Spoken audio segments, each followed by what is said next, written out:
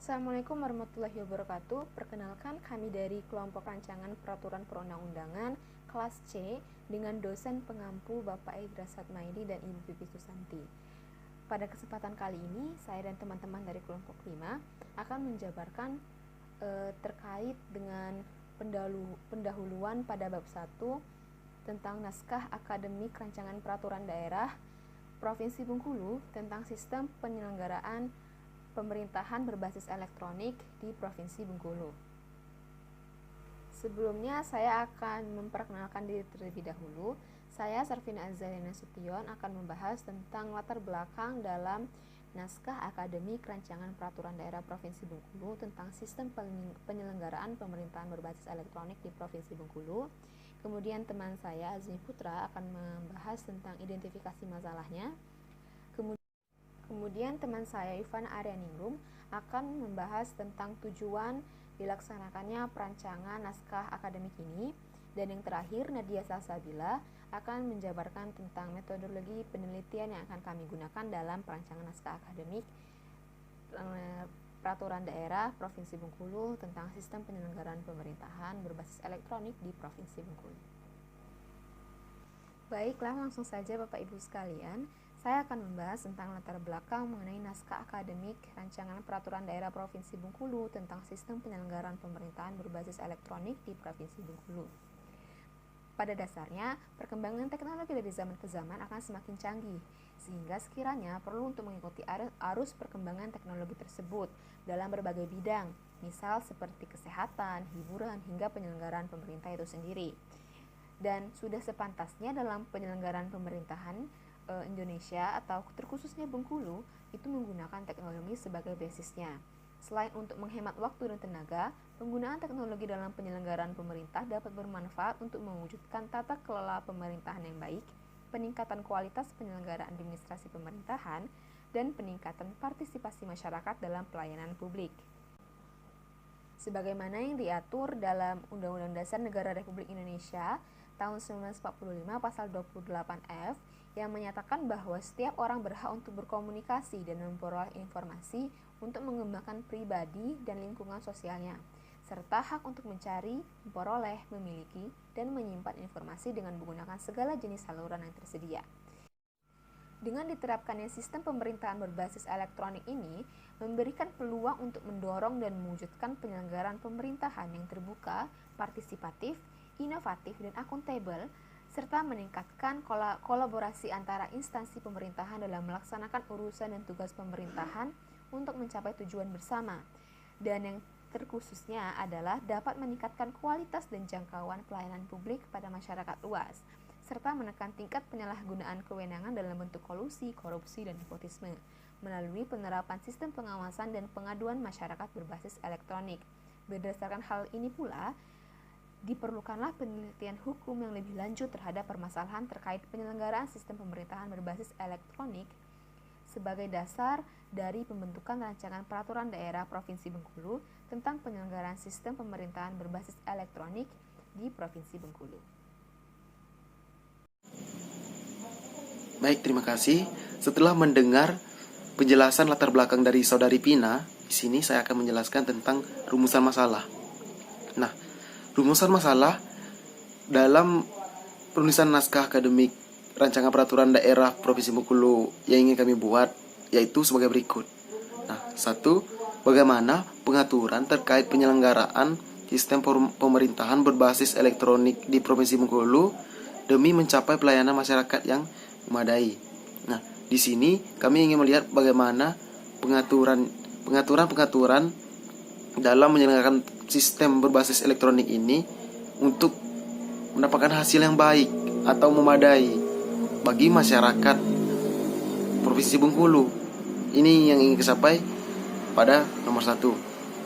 Nah, yang kedua adalah bagaimana landasan filosofis, sosiologis, dan yuridis dalam pembentukan Raperda tentang penyelenggaraan sistem pemerintahan berbasis elektronik di Provinsi Bengkulu.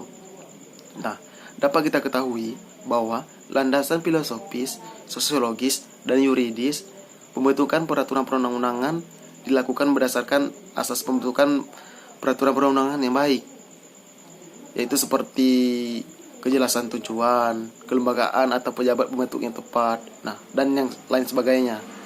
Nah, salah satu asas tersebut dapat dilaksanakan karena memiliki arti bahwa setiap pembentukan peraturan perundang-undangan harus memperhitungkan efektivitas peraturan perundang-undangan tersebut di dalam masyarakat, baik secara filosofis, sosiologis, maupun yuridis. Berdasarkan penjelasan tersebut, dapat kita simpulkan bahwa landasan filosofis, sosiologis, dan yuridis dimuat dalam pokok pikiran pada konsideran undang-undang, peraturan daerah provinsi, atau peraturan daerah, kabupaten atau kota. Baik, terima kasih. Assalamualaikum warahmatullahi wabarakatuh. Perkenalkan, nama saya Ivana Aryaningrum, NPM B1A018162 dari kelompok 1. Akan memaparkan bagian tujuan pada bab 1 mengenai naskah akademik Raperda tentang penyelenggaraan sistem pemerintahan berbasis elektronik di Provinsi Bengkulu.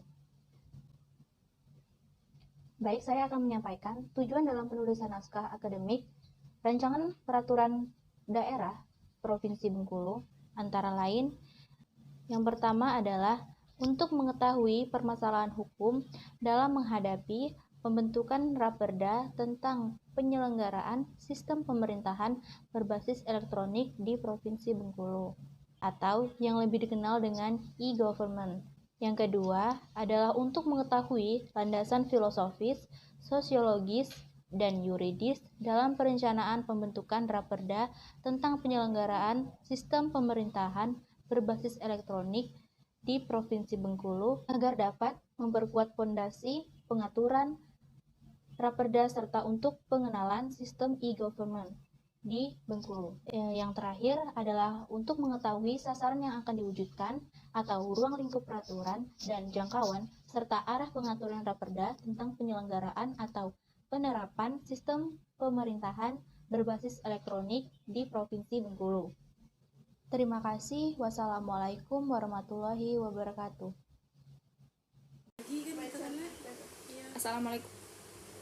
Assalamualaikum warahmatullahi wabarakatuh.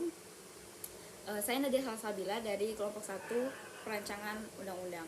Adapun bahasan atau poin yang akan saya bahas pada kali ini ialah mengenai metode penelitian.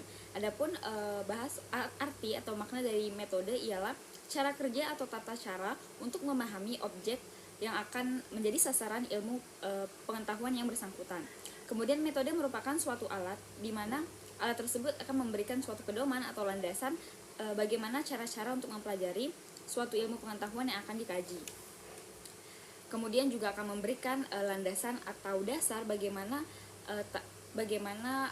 cara untuk menganalisa dan juga mengkaji suatu permasalahan yang ingin ditemui ujung atau hasil akhirnya.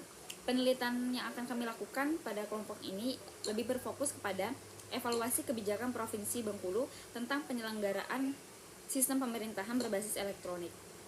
Pendekatan yang digunakan dalam penelitian ini juga kami pilih yaitu tentang pendekatan yuridis empiris, yang mana bisa dimaknai sebagai suatu cara atau prosedur yang digunakan untuk memecahkan masalah dengan meneliti data sekunder terlebih dahulu, kemudian dilanjutkan dengan mengadakan penelitian terhadap data-data primer yang ada di lapangan. Kemudian poin kedua yang akan saya bahas adalah mengenai teknik pengumpulan bahan hukumnya dan juga data lapangan.